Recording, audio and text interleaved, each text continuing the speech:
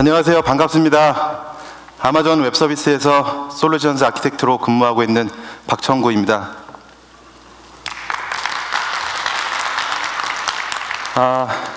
이번 세션은 AWS 상에서 블록체인 서비스 구축 및 활용 가이드 대방출이란 주제로 진행할 건데요. 제가 아마존의 블록체인 서비스에 대해서 설명을 드리고 그 이후에 저희 고객사이신 람다 256의 오재훈 이사님께서 나오셔서 AWS 위에서 블록체인 서비스를 만드시면서 얻으신 다양한 경험들 나눠주시도록 하실 겁니다. 먼저 블록체인에 대해서 설명을 드릴 건데요. 여러분 블록체인을 얼마나 알고 계신가요?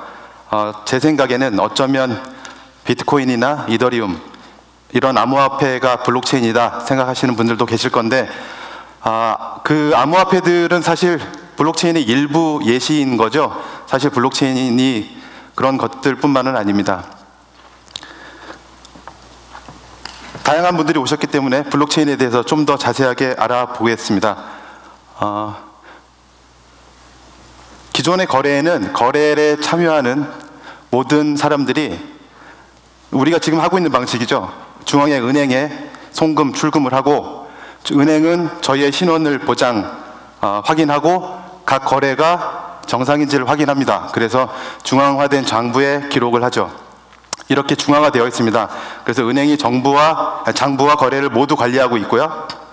하지만 블록체인을 적용하면 좀 달라질 수 있습니다. 모두가 독립된 장부를 가지고 개인의 거래들 모두를 동일하게 각자의 장부에 기록을 합니다. 이렇게 분산된 동일한 장부를 투명하게 관리하게 되면 어떻게 될까요? 저희가 기존에 국제송금을 어떻게 하고 있나요? 국제송금 다 해보셨을 겁니다. 기존에는 표준화된 플랫폼 스위프트를 통해서 송금을 하는데 송금 수수료가 너무 비싸요. 송금 수수료 떼고 중개 수수료 떼고 수취 수수료 떼고 많습니다. 그리고 더 나쁜 건 보통 3일 많으면 일주일 오래 걸립니다. 돈 하나 보내는데 제 돈이잖아요. 그러면 블록체인을 적용하면 어떻게 될까요? 이렇게 할 수 있습니다. 돈을 보내는 분은 암호화폐 환전소에서 암호화폐로 환전합니다. 암호화폐로 환전해서 블록체인 네트워크를 통해서 돈을 보내고요. 돈을 받으시는 분은 암호화폐를 받아서 다시 우리가 현실 세계에서 쓰는 돈으로 환전하는 거죠. 부동산 거래 또한 좀 더 편해질 겁니다. 지금 다들 전세나 집을 사실 때 부동산 중개사, 법원 끼고 거래를 하실 겁니다. 그러니 당연히 높은 수수료, 긴 처리 시간 걸릴 거고요. 이것 또한 블록체인으로 바꾸면 좀 더 스마트해집니다. 집을 사고 싶은 분, 전세를 얻고 싶은 분은 블록체인 네트워크에 안전하게 배포되어 있는 스마트 컨트랙트, 체인 코드, 이 코드들에게 돈을 전송하시고 스마트 컨트랙트나 체인 코드는 이 거래가 안전한지를 확인한 후에 은행, 법원 등과 거래를 확인해서 완료하게 되는 거죠. 이렇게 자동화 프로세스를 하게 되면 개인 간 직접 송금이 이루어지니까 수수료도 낮아질 거고 당연히 기간은 단축됩니다. 블록체인이 어떻게 생겼을까요? 보신 분들 잘 모르실 것 같은데 블록체인 네트워크를 처음 생성하면 이렇게 0번 블록, 저희는 흔히 제네시스 블록이라고 부릅니다. 이 블록이 하나 생기고요. 저 빨갛게 써져 있는 블록 제로라고 되어 있는 괄호 옆에 노란색 줄, 이상한 문자열인데 저희는 해시 문자열이라고 하죠. 저 주소에 이 0번 블록이 기록되어 있습니다. 0번 블록이 저 주소에 기록되어 있는 이유는 보시는 것처럼 헤더라고 표기가 되어 있는 자료가 있죠. 저 헤더에 단방향 해시 함수를 돌려서 나온 값을 주소로 쓰게 되어 있습니다. 이 0번 블록은 처음 시작이고 다음에 이제 거래가 생기면 실제 거래를 포함한 블록 1번이 생길 겁니다. 보시면 바디에 지금 3개의 트랜잭션이 들어있고요. 이 3개의 트랜잭션을 해시값 연산을 해서 트랜잭션 루트라는 값으로 헤더에 포함시킵니다. 그리고 프리비어스 해시라는 값으로 0번 블록, 바로 이전 블록이죠. 이전 블록을 가리키고 있습니다. 컴퓨터 공학을 하신 분들은 아실 건데 이런 구조 많이 익숙하시죠? 저희 이거 링크드 리스트라고 부르죠. 예, 이런 구조로 되어 있습니다. 그 다음에 2번 블록을 설명드릴 건데 생성 방식은 동일합니다. 2번 블록은 1번 블록을 가리키고 있죠. previous hash라는 값으로 가리키고 있습니다. 그러면 트랜잭션은 어떻게 처리가 되느냐. 트랜잭션이 처리되는 과정을 좀 자세히 보면 2번 블록의 바디에 트랜잭션 4개가 있습니다. 정확하게 2-0번부터 2-3번까지 있죠. 이 4개에 대해서 각각 해시 연산을 합니다. 해서 각각 해시 값을 뽑고 이 2개를 한 조로 해서 다시 또 해시 값을 뽑습니다.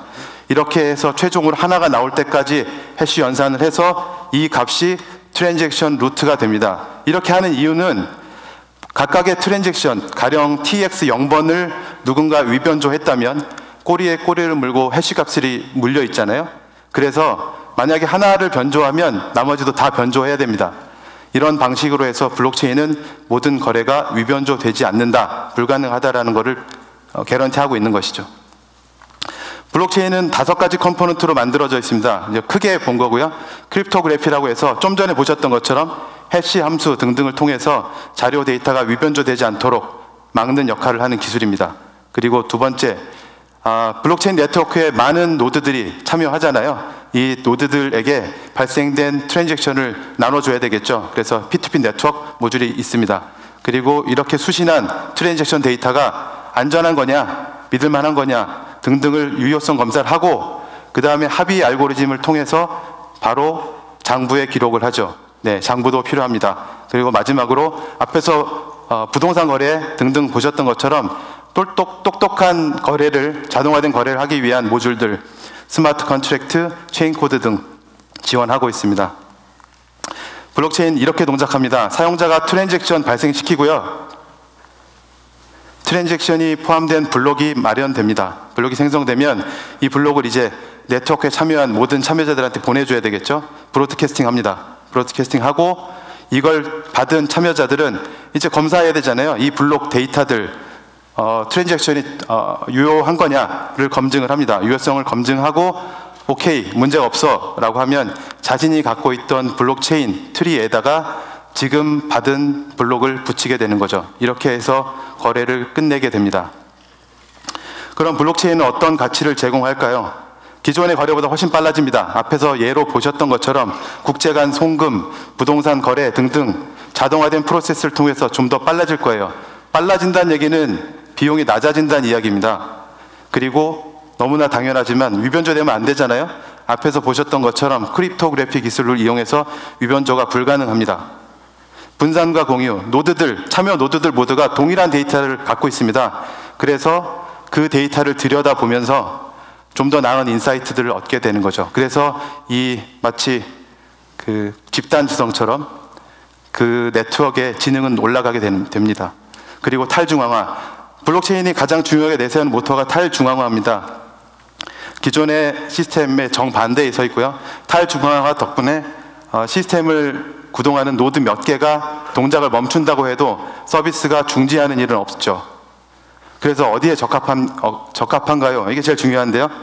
무역이나 금융, 아까 보셨던 국제송금과 같은 수출업자, 은행 이런 다자간이 참여하는 거래를 전자문서를 통해서 할 수 있기 때문에 더 빨라질 겁니다.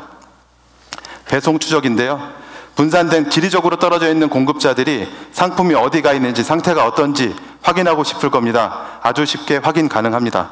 그리고 소매업자들이 여러 파티들이 모여서 네트워크에 모여서 고객을 위한 ROI 프로그램, 로열티 프로그램을 만든다 할 때 좀 더 싸게 투자 대비 효과를 얻으실 수 있습니다.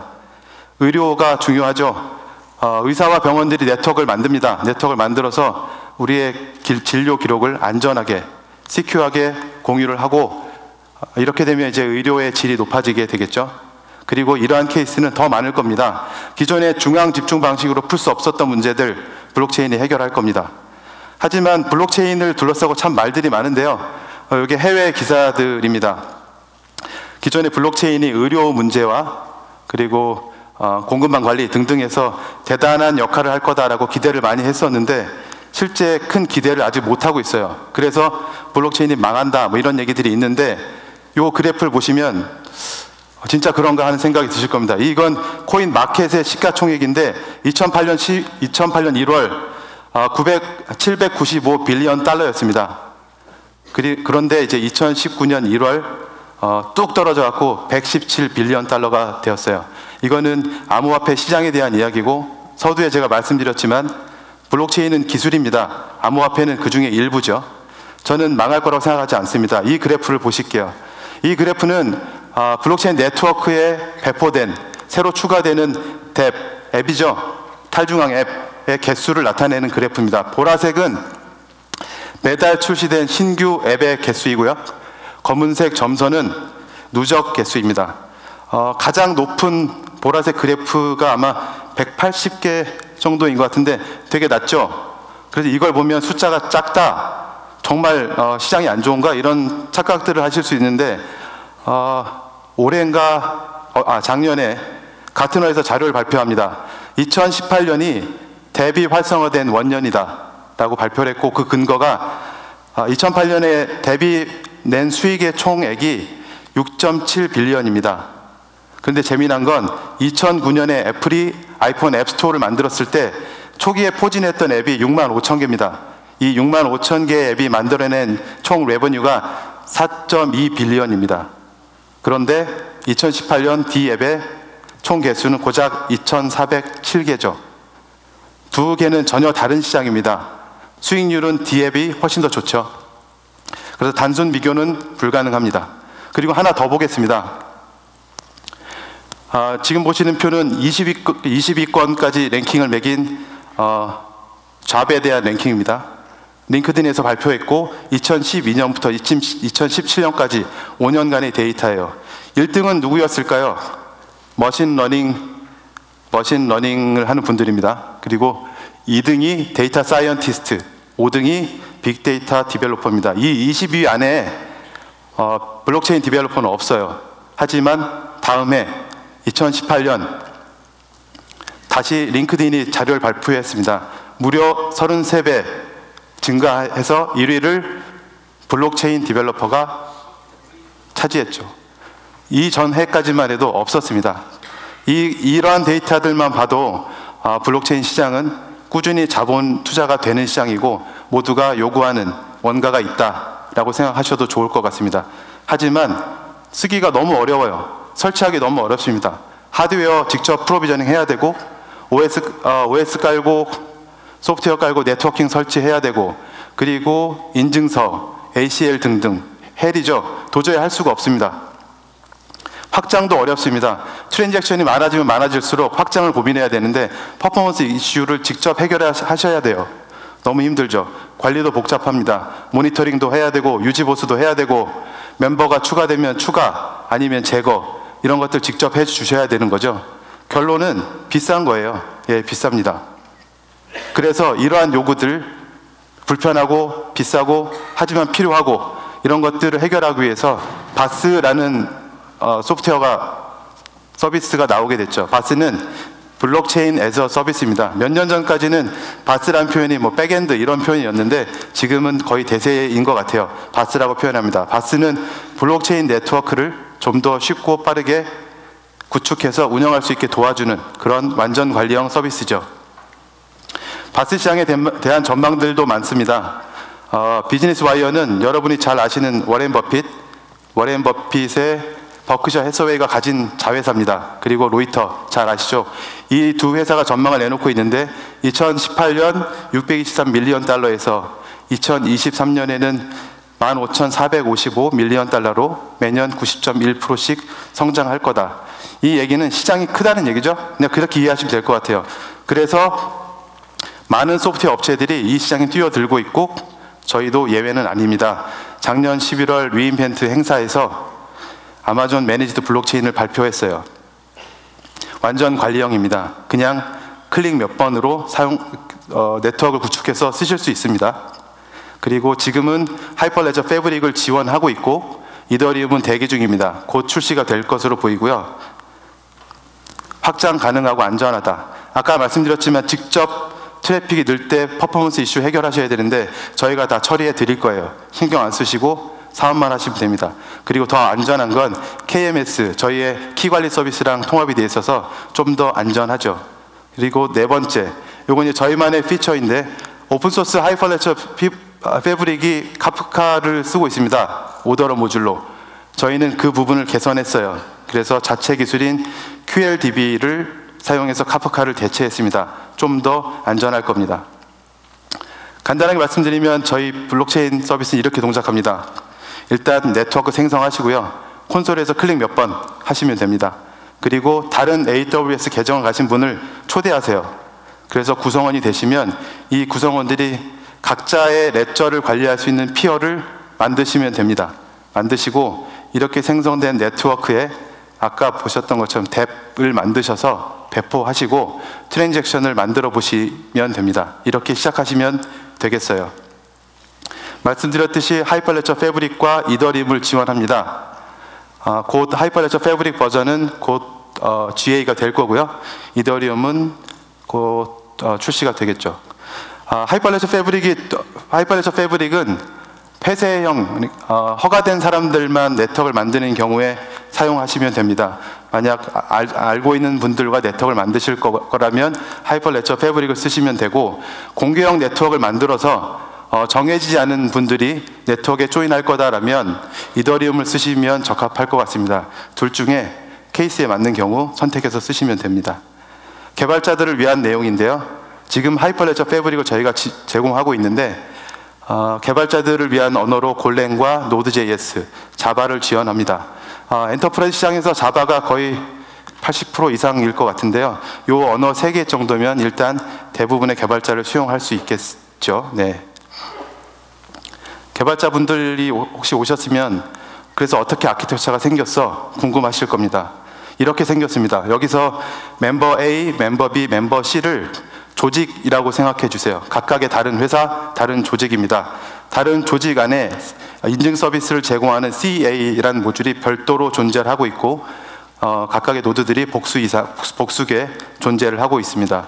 그리고 이 모든 조직들은 각각의 오더러 서비스를 가지지 않고 중앙에 오더러 서비스 하나를 공유하는 형태로 되어 있습니다. 말씀드렸듯이 오더러는 카프카를 쓰지 않습니다. 저희 자체 기술 QLDB를 적용했고 CA에는 키관리 매니지먼트 시스템을 적용해서 좀 더 안전합니다. 사실 이렇게 구성을 하고 나면 밖에서 접근이 안 되도록 디폴트로 되어 있는데요. 이렇게 프라이빗 링크와 VPC 엔드포인트 설정해서 외부에서 접근하시면 됩니다. 블록체인 네트워크를 구성하시고 나면 이제 운영을 하시다 보면 여러 가지 다양한 요구사항이 발생할 겁니다. 이렇게 붉은색으로 표시된 저희 블록체인 서비스 외에 보라색으로 표시되어 있는 애널리틱스 서비스들도 있고 연두색으로 표시되어 있는 IoT와 서버리스 서비스들도 있습니다. 여러분의 블록체인 서비스를 기능을 확장하는데 이런 서비스들을 쓰시면 아주 편리하실 것 같습니다.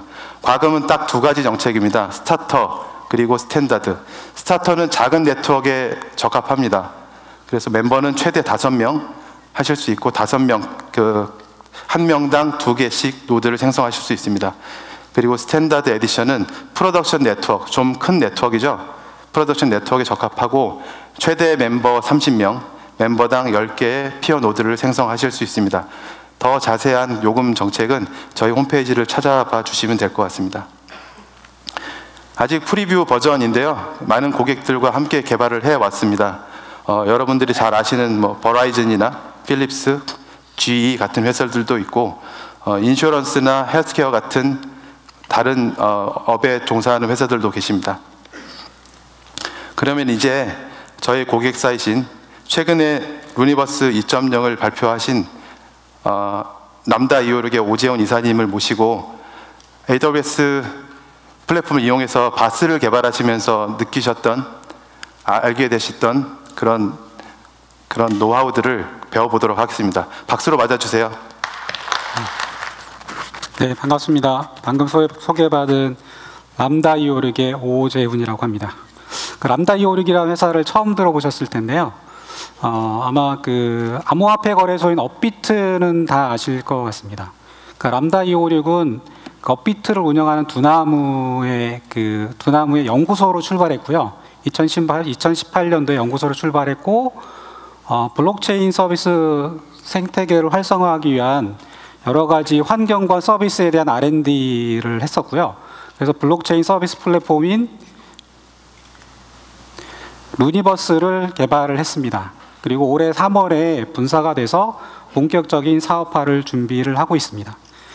네, 그러면 지금부터 클라우드 기반 블록체인 서비스 플랫폼 플랫폼인 루니버스 개발에 대해서 소개를 드리겠습니다. 제가 이 발표에서 소개해드리고자 하는 것은 루니버스가 블록체인 생태계 활성화를 위해서 어떤 문제를 풀었고 그 문제를 어떻게 해결했고 그 플랫폼을 AWS상에서 구축하기 위해서 어떤 부분 컴포넌트들을 확인했는지를 사용했는지를 말씀을 드리겠습니다. 먼저 블록체인 환경에 대해서 살펴보겠습니다. 만약 여러분들이 블록체인 애플리케이션을 개발한다고 가정을 할게요. 블록체인에 데이터를 저장하고 데이터를 불러오는 그런 애플리케이션을 디센트럴라이즈드 앱이라고 합니다. 줄여서 D앱이라고 하고요. 이 발표에서는 D앱이라는 용어를 사용하도록 하겠습니다. 만약에 여러분이 D앱을 개발할 계획이시라면 맨 먼저 선행되어야 될 부분이 여러분이 사용할 체인을 확보하는 겁니다. 가장 손쉬운 방법이 설치형 블록체인 중에서 기존의 이더리움이나 비트코인 같은 기존 퍼블릭 네트워크를 사용하는 것입니다. 퍼블릭 네트워크를 사용하시려면 여러분들이 직접 노드를 설치하시고 그런 퍼블릭 네트워크에 동기화돼서 참여해야 됩니다. 퍼블릭 네트워크 같은 경우는 높은 탈중앙화를 보장하는 장점이 있는 반면에 여러분이 노드를 직접 설치하고 관리하고 운영해야 되는 부담이 생깁니다. 그리고 실제 여러분들이 덱을 돌리기 위해서는 굉장히 높은 트랜잭션 수수료와 굉장히 낮은 TPS 성능을 감수하셔야 됩니다. 그래서 실제로 여러분의 덱 개발에서는 적당하지 않은 플랫폼이라고 생각이 되고요. 두 번째 방법은 비트코인이나 이더리움, 하이퍼레저 같은 오픈소스 블록체인을 이용해서 여러분이 직접 프라이빗 망을 구축하는 겁니다. 프라이빗 망을 구축하게 되면 퍼블릭 망의 여러 가지 단점들을 극복할 수가 있고요. 높은 자유도를 가지고 있고 여러분들이 원하는 형태로 구성을 할 수가 있습니다. 반면에 여러분이 굉장히 많은 학습 비용을 들여야 되고요. 굉장히 많은 그 시행착오와 시간을 들이셔야 됩니다. 그리고 설치하고 직접 운영을 하셔야 되기 때문에 거기에 굉장히 많은 코스트가 들어가고 있습니다. 그래서 이제 최근에 클라우드 기반 위에서 서비스형 블록체인을 제공하려는 노력들이 많이 이루어지고 있고요. 저희 바스 1.0이라고 부릅니다. 지금 아까 박청구 솔루션 아키텍트님이 소개해 주신 AMD 같은 경우도 바스 1.0이라고 보시면 됩니다. 바스 1.0에서는 UI를 통해서 체인을 쉽게 만들 수 있습니다. 체인을 구성하고 있는 노드를 쉽게 디플로이 할 수가 있고요. 네트워크 구성도 쉽게 할 수가 있습니다. 반면에 D앱 개발을 하기 위해서는 여러 가지 D앱 개발 환경이라든지 여러 가지 그 서비스들이 필요한데 그런 부분에서는 아직까지 그 바스 1.0에서 아직 그런 문제들은 해결이 되지 않고 있습니다. 그러면 저희 루니버스에서는 이 기존의 퍼블릭 블록체인과 바스 1.0의 그 문제들을 저희가 4개의 카테고리로 분류했고요. 이 각각의 문제를 저희가 공유를 해보겠습니다. 체인을 먼저 살펴보시면 체인의 트랜잭션 자체가 굉장히 처리 속도가 낮습니다. 예를 들면 이제 퍼블릭 블록체인인 이더리움 같은 경우에 초당 한 20에서 30 TPS 정도를 제공하고 있고요. 그래서 아마 여러분들이 D앱에서 원하는 그런 트랜잭션 성능을 맞춰주기 굉장히 어려울 겁니다. 그리고 개발 환경과 운영 도구도 굉장히 부족하고요. 그래서 여러분들이 손으로 때우거나 아니면 몸빵해야 되는 그런 일들이 굉장히 많습니다. 두 번째는 사용성 문제입니다. 블록체인 D앱 써보신 분들은 다 아시겠지만 블록체인 D앱을 쓰시려면 맨 먼저 해야 되는 게 지갑 애플리케이션을 설치하는 겁니다. 그리고 나서 그 지갑 애플리케이션을 이용해서 자기만의 지갑을 만드셔야 됩니다.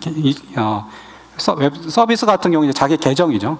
계정이고 블록체인에서 그걸 이제 지갑이라고 합니다.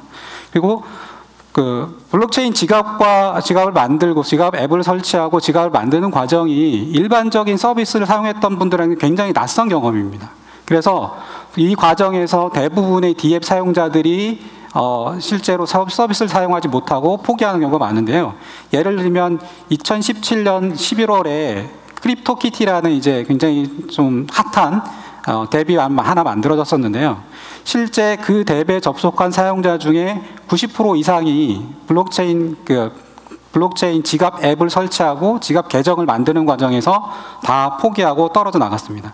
그 다음에 최근에 이제 유행했던 EOS 나이트라는 게임 같은 경우에도 실제 게임 하기까지 한 1박 2일 정도 걸려서 뭔가 설치해야 되는 그런 경험들이 있었기 때문에 굉장히 안 좋은 사용성을 제공하고 있습니다.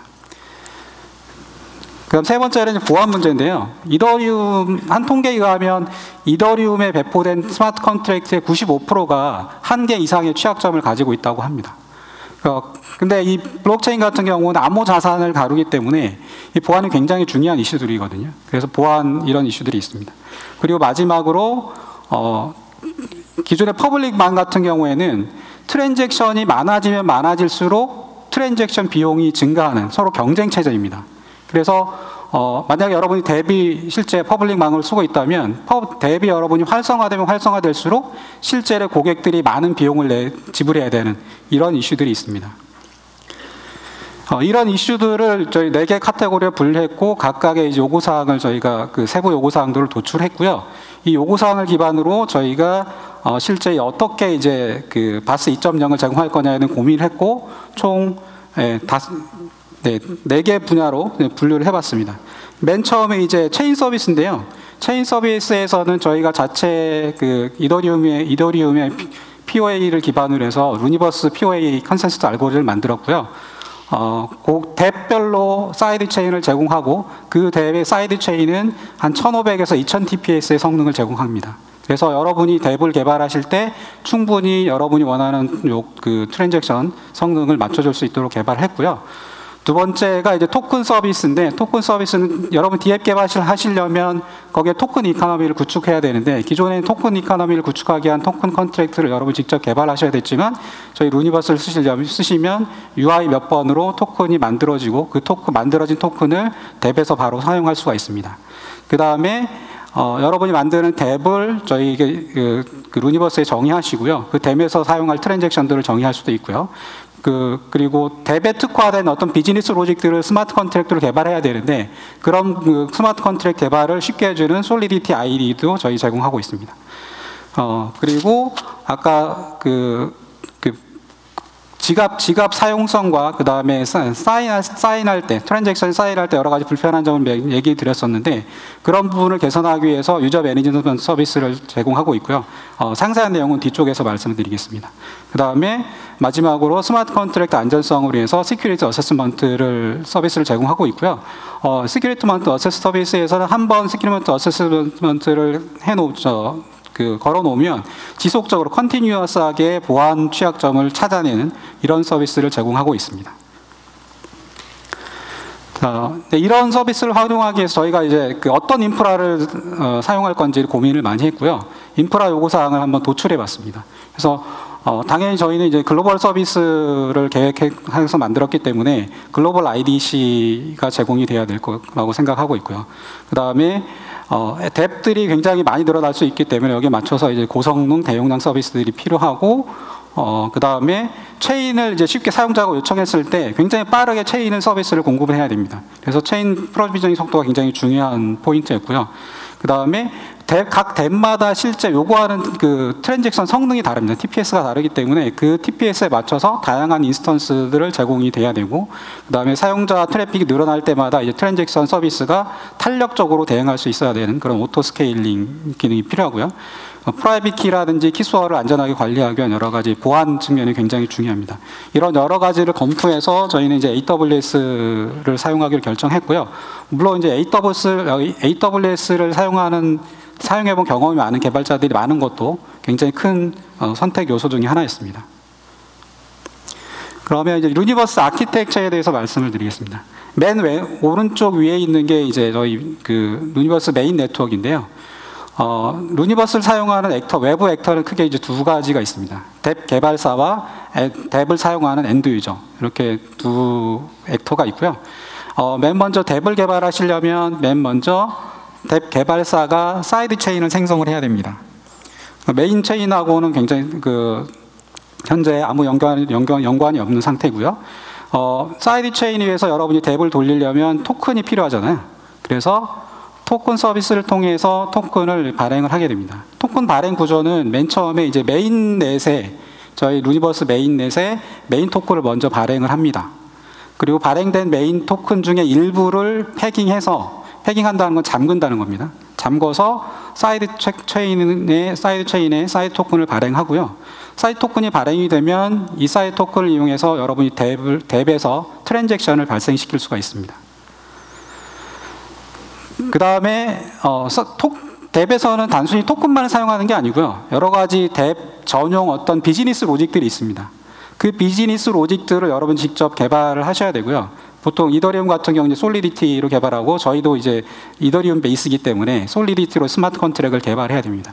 그래서 지금 현재는 아톰과 리믹스 같은 IDE에 저희 루니버스 플러그인을 만들어서 저희는 솔리디티 IDE라는 것을 제공하고 있고요. 이 솔리디티 IDE를 이용해서 컨트랙을 만들고 컨트랙을 체인에 배포를 할 수 있습니다. 배포하시기 전에 아까 얘기했던 시큐리티 애세스먼트를 이용해서 한번 컨트랙 자체에 취약점이 없는지 살펴보시면 되고요. 이렇게 배포가 되고 나면 이 컨트랙과 사이드 토큰을 이용해서 여러분들이 트랜잭션을 정의할 수가 있습니다. 뎁을 정의하시고 그 뎁에 사용할 수 있는 트랜잭션을 정의할 수가 있고요. 트랜잭션이 정의가 되면 이 정의된 트랜잭션이 자동으로 TX 트랜잭션 API가 생성이 됩니다. 여러분이 이제 흔히 REST API를 많이 쓰시잖아요. 개발하실 때. 그때 이제 사용하실 REST API처럼 트랜잭션 API가 만들어지고요. 그러면 이제 그 실제 뎁에서 엔드 유저들이 실제 그 사용을 하게 되는데 엔드 유저들이 어떤 액션을 했을 때 그 액션에 대한 어떤 보상을 준다든지 이런 여러 가지 블록체인 트랜잭션을 발생시킬 수가 있는데요. 사용자가 어떤 액션을 했을 때 아까 정의한 트랜잭션 API를 호출하시면 실제 사이드 체인의 트랜잭션이 기록이 되게 됩니다. 이때 사이드 체인의 트랜잭션이 기록이 될 때 기록되는 방식이 두 가지가 서명을 하는 방식이 두 가지가 있는데요. 첫 번째는 기존의 지금 현재 뎁들처럼 외부 지갑을 이용해서 트랜잭션을 서명하는 과정입니다. 두 번째는 저희가 REOA라고 불리는 리모트 EOA라는 게 있는데요. 리모트 EOA를 통해서 자동으로 서명하는 것이 있습니다. 리모트 EOA는 저희 프라이빗 키 매니지먼트 시스템을 이용해서 사용자가 트랜잭션을 요청했을 때 자동으로 사용하는 과정이기 때문에 기존의 뎁에서는 트랜잭션 서명할 때마다 키스토어 파일을 읽어와서 거기에 패스프레이즈로 서명을 해야 되는 과정이 있는데요. 이 과정이 자동으로 이루어지게 됩니다. 그리고 뎁스토어라든지 루니버스 커넥트라든지 솔루션 마켓플레이스 같은 것들도 저희가 계획을 하고 있습니다. 네, 그럼 조금 이제 더 디테일하게 그 엔지니어링 쪽으로 내려가 보겠습니다. 체인 서비스가 있는데요. 체인 서비스는 이제 아까 말한 그 뎁에서 사용할 전용 트랜잭션 전용의 블록체인을 만드는 서비스고요. 블록체인의 노드 구성은 그림과 같이 되어 있습니다. 하나의 VPC 안에 두 개의 존을 사용하고 있고요. 각 존마다 부트 노드가 한 개씩 있고 그 부트 노드 옆에 이제 마이너 노드들이 여러 개 있습니다. 그리고 이렇게 해서 결국 존이 하나가 망가지더라도 블록체인 서비스는 이상이 없도록 구성을 했고요. 그 다음에 여기 이제 노드들이 지금 마이너 노드가 3개에서 6개인 그림인데 노드를 필요에 따라 추가하거나 삭제할 수도 있고요. 그 다음에 체인을 전체를 멈추거나 다시 리줌할 수도 있습니다. 이런 기능들이 이제 UI를 통해서 자동 제공되기 때문에 쉽게 여러분들이 UI를 통해서 서비스를 관리할 수가 있습니다. 다음에는 토큰 서비스입니다. 아까 조금 설명을 드렸었는데요. 지금 저희 토큰 구조는 이제 메인 토큰과 사이드 토큰의 두 개의 이중 구조로 되어 있고요. 메인 토큰은 메인넷에서 어떤 가치 교환을 위해서 사용이 되고요. 사이드 토큰은 뎁에서 트랜잭션을 발생시키기 위해서 사용이 된다고 보시면 됩니다. 그리고 한 개의 메인 토큰에 여러 개의 사이드 토큰들을 발행할 수 있기 때문에 여러분이 원하는 형태의 요구사항에 따라 맞춰서 토큰 구조를 만드실 수 있습니다. 예를 들면 이제 SME라는 메인 토큰을 만들었다고 치면 각 연예인별로 엑소에 관련된 트랜잭션을 일으킬 때는 엑소 토큰을 사용할 수가 있고요. 소녀시대에 관련된 트랜잭션을 이용할 때는 소녀시대 토큰을 사용할 수가 있습니다. 그래서 여러분들이 개발한 뎁 아키텍처를 비교를 해보겠습니다. 현재 아키텍처와 루니버스를 사용했을 때 아키텍처가 어떻게 달라지는지를 살펴보겠습니다. 기존에 이제 뎁을 개발하시더라도 뎁이 100% 블록체인에서만 데이터를 읽어오는 건 아니고요. 전통적인 데이터베이스에서도 데이터를 읽어옵니다, 보통. 그래서 여러분이 뎁을 개발하신다 그러면 기존 데이터베이스에서 REST 서버를 만들고 REST API를 호출해서 데이터를 가지고 오는 이 작업과 그 다음에 이더리움을 쓰신 다음에 이더리움을 배포하고 거기에 스마트 컨트랙을 올리고 클라이언트를 설치해서 하고 그 다음에 뎁에서는 이제 웹3를 이용해서 데이터를 읽어오는 이런 작업들을 하셔야 됩니다. 근데 루니버스 앱을 쓰시면 여러분은 뎁 개발자는 REST API만 쓰실 줄 알면 실제 그 블록체인의 앱, 뎁을 개발하실 수 있습니다. 나머지 부분은 이더리움 관리라든지 스마트 컨트랙트 배포라든지 트랜잭션 정의라든지 웹3 관련된 부분들은 저희 루니버스 REST 서버에서 다 처리가 되기 때문에 REST API만 사용하실 줄 알면 블록 뎁을 개발하실 수가 있습니다. 다음 트랜잭션 서비스인데요. 트랜잭션 서비스는 이제 엔드 유저들이 이제 계속해서 뎁을 사용할 때마다 트랜잭션이 발생할 텐데요. 뎁에서 얼마만큼의 트랜잭션이 발생할지 사실 알 수가 없습니다. 그래서 구조적으로 보면 이제 역시 멀티존으로 이제 이중화가 되어 있고요.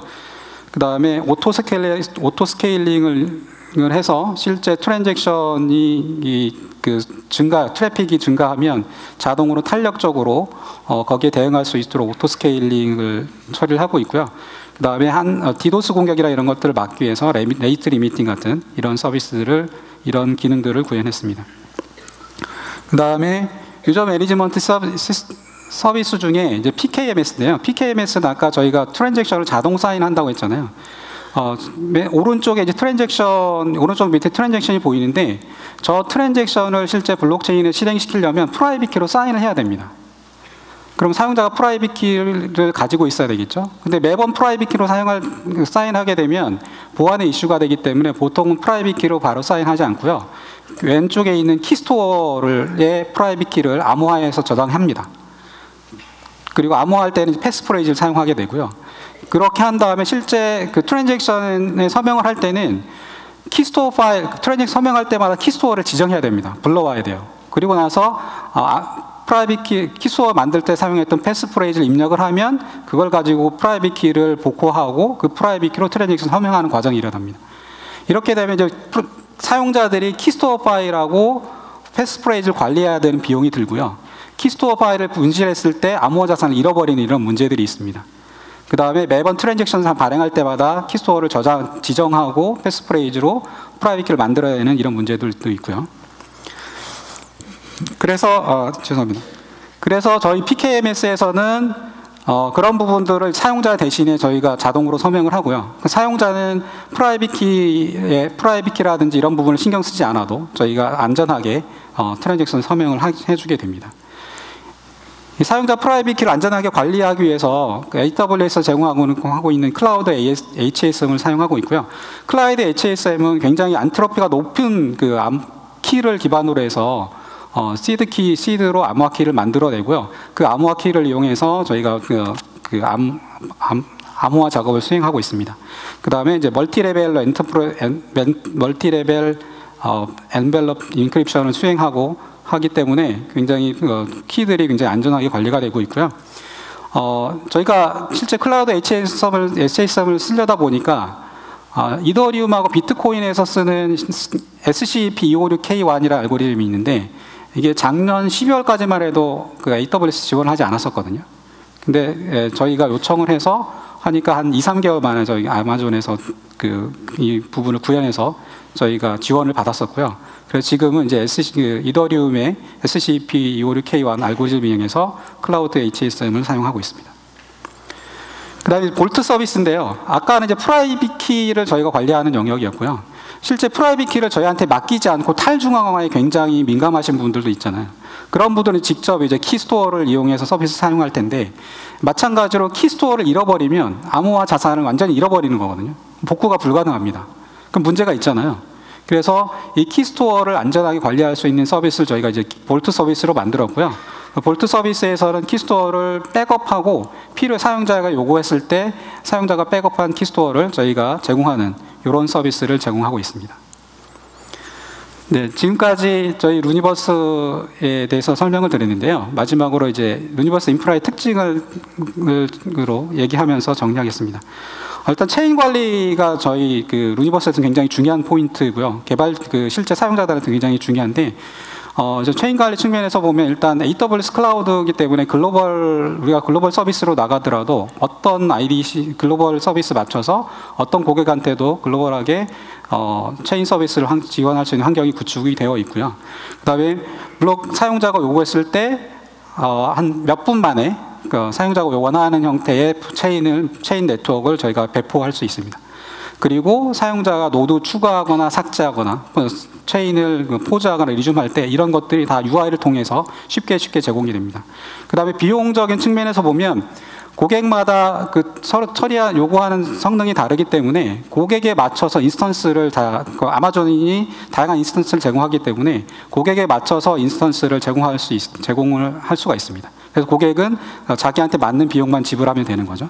그 다음에 트랜잭션 트래픽이 늘었을 때 사용량에 따라서 오토 스케일링이 가능하고요. 마지막으로 보안성 측면에서 보면 클라우드 HSM을 이용해서 프라이빗 키와 키스토어를 안전하게 관리할 수 있는 그런 환경을 제공하고 있습니다.